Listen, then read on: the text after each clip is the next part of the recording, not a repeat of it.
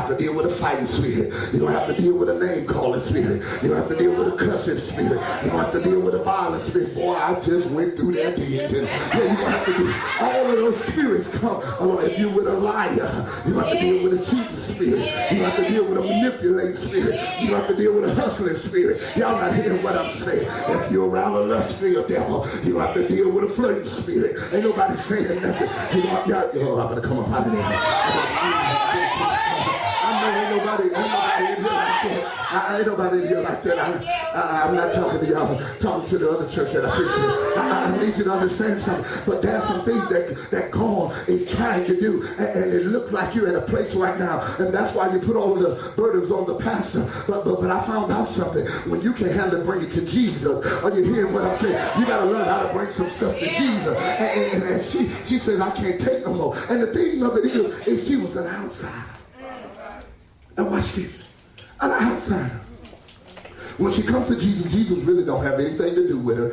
He answers her not a word, and the disciples want to get rid of her. They don't want anything to do with her because they can't help her, and they don't care one way or the other whether she changed. Now, I know you don't like what I just said, but there's some folks in the church that hug you, don't really care one way or the other what happened to you. Brother, sister, we love you. Yeah. We know how to front, but is it real? Because when it's really real, you're going to be praying for me without me knowing. I ain't got to ask you to pray for me. I ain't got to ask you to lift me up. My God, when you come in, because we're one body, and if one part of the body is affected, the whole body is supposed to feel it. When the last time you felt somebody else hurt? You wasn't concerned. You was busy with your foe and no more. Yeah. But some of us need to be really checking our salvation in this hour. Because if we're not sensitive to the infirmities and the affliction of others, we're not going to be prayerful. See, you don't have to be prayerful because something happened in your life. You ought to be prayerful because you want to stay in communication with God, and you need the instructions and the direction of God. You need God leading you and guiding you in the hour we in. One wrong turn can mess your whole ministry up.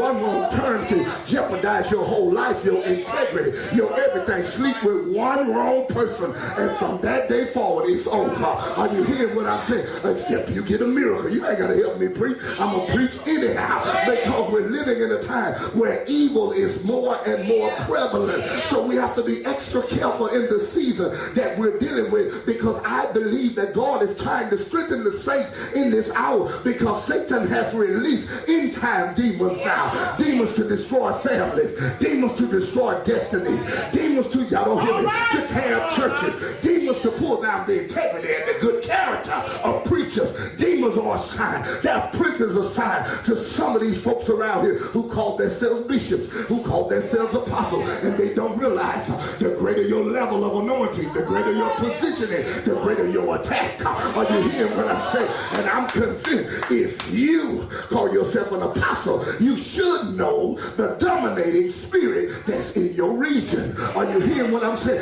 When I'm in South Bend, I know my demon. The biggest demon in South Bend is a religious demon, and it tries to dominate and keep our area separated, and they're fighting over traditions and baptisms and whether he's one or whether he's three, all kinds of crazy stuff, but nobody's getting delivered, nobody's getting set free, and he's defiling the preachers because they can't stay in their own bed. They like women and men. Are you hearing what I'm saying? You ain't gotta help me preach, baby. I'll preach it all day long. Are you hearing what I'm saying? And if they're not doing that, they hustlers. They dressed up yesterday, broke down pimps. They supernatural con men that come into the church and offer you a bill of goods, but you're not prospering from the deposits you're making because the ground ain't right. Are you hearing what I'm saying? Yeah, I come to preach tonight. I come to give your devil a nervous breakdown. I come to let him know I'm in the reason. I'm not taking down. I'm not compromising, because God is raising the standard, and he's raising the standard enough. If you ain't gonna do nothing, get out of the way and let somebody come through who can get mama son delivered and get mama daughter set free. Y'all don't want me to preach. They don't preach the gospel like this, Lord. I started preaching about faith tonight, but I don't want to preach about faith. I feel like fighting. You don't hear what I'm saying? I feel like fighting. I feel like taking the church back. You don't hear what I'm saying in here. It's not about popularity anymore. No. We just, I got 5, I got 6 churches, and I'm hooked up with them. If you ain't hooked up with God, I don't care which one of these jellyback jokers that you hooked up with. You hear what I'm saying? I'm more interested in what God is doing in the earth at this moment. Watch this here. And Jesus finally dealing with this woman. She comes and she says, look, Lord, I need some help. Your disciples trying to drive me. You ever deal with disciples, the ones who sit by you and you can feel, you walk in the bathroom, they get silent, and you can feel when you get on the road, they're talking about you, they're looking at you.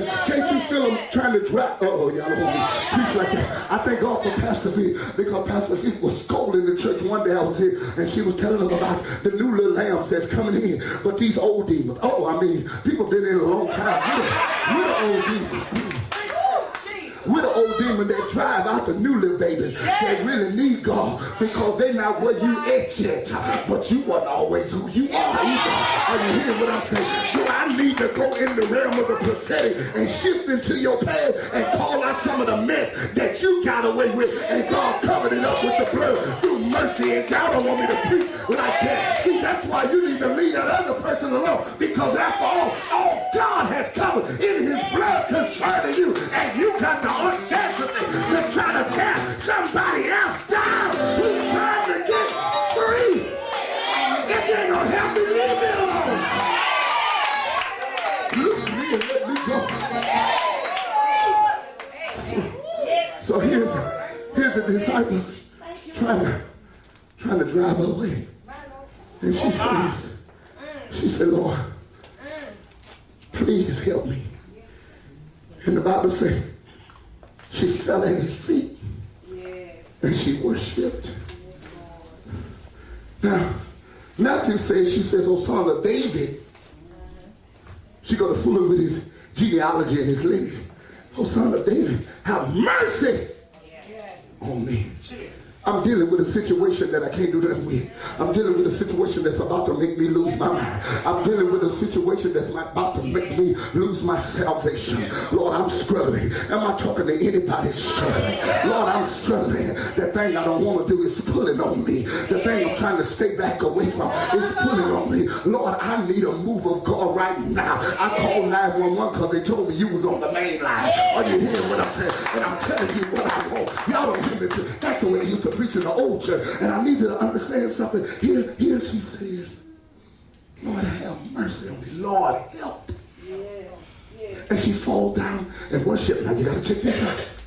He said, woman, it is not meet or it's not right for me to give you the children there, for I was called to the children and not unto you. What he was saying is, my ministry is for the lost sheep of Israel. That there is another that will come for the Gentile. And what you're trying to do is to get me to move outside of my time. See, that's one thing that the church really needs to realize, that God don't have to do anything. God has already done everything. He had already planned. He had a plan of salvation for the Gentiles already. He didn't have to institute a plan. He already had a plan for them. But first he wanted to get the children of God, which were the Jews, the lost sheep.